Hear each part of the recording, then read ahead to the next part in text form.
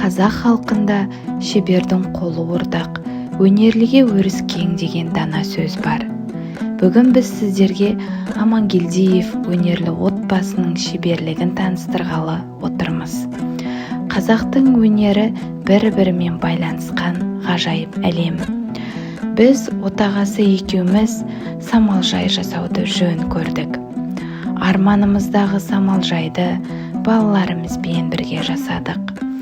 Осы самалжай біздің ең бақытты кездерімізді, ауызбіршілігіміздің, татулығымыздың мықты екенін еске түсіріп тұратын ең керемет кәдесыйымыз болмақ.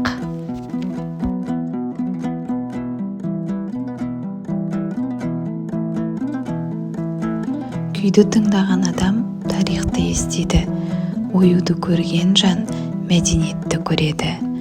Қызымыз екеуміз ою түрлерінің ішінен қошқар мүйіз және құс тұмсық оюын таңдап алып, дайын трафаретке желімдеу және себу әдісімен әдемі картиналар шығардық. Біз осы қос өнерді біріктіріп, халқымыздың мұрасын жалғастырамыз. Міне, нағыз шебер отбасы.